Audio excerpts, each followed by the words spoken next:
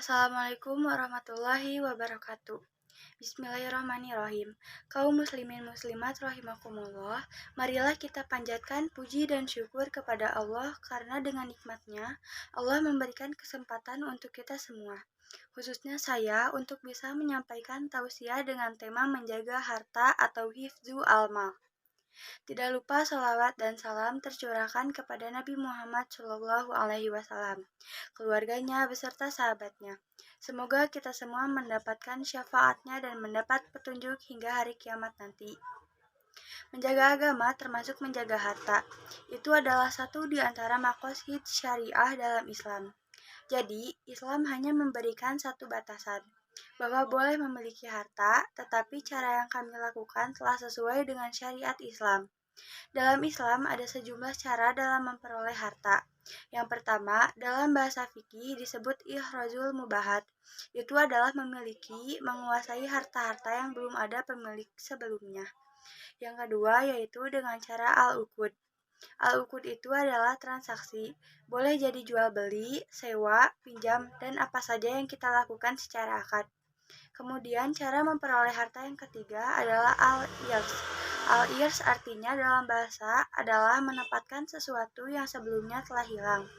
Al-irs ini juga disebut sebagai harta warisan. Cara keempat memperoleh harta adalah at-tawaladu min mamluk. Ini artinya dalam bahasa yang sederhana disebut dengan harta beranak pinak.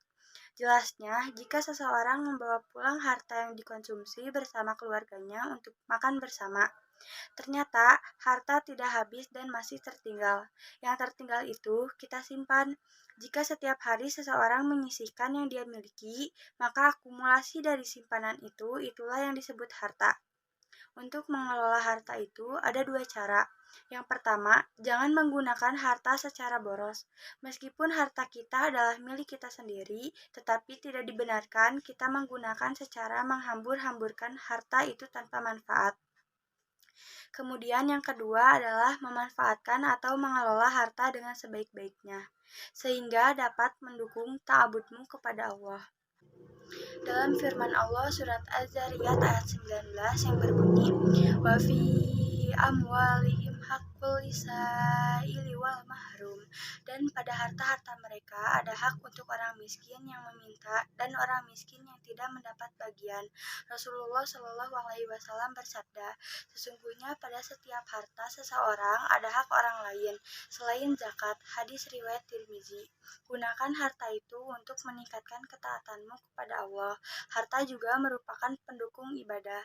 Bagaimana harta itu bisa laksanakan haji, bisa berzakat, bersedekah, dan sebagainya.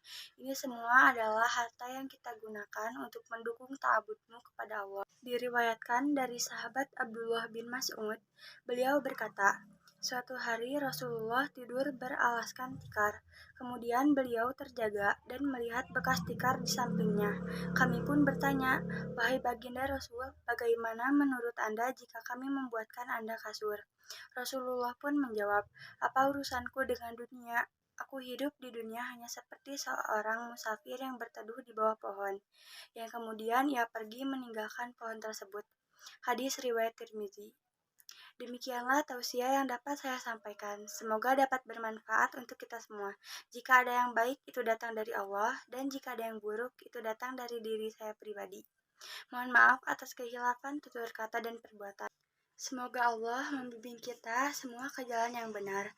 Wabillahi taufik wal hidayah, waridho wal inayah, wal afu minkum. Wassalamualaikum warahmatullahi wabarakatuh.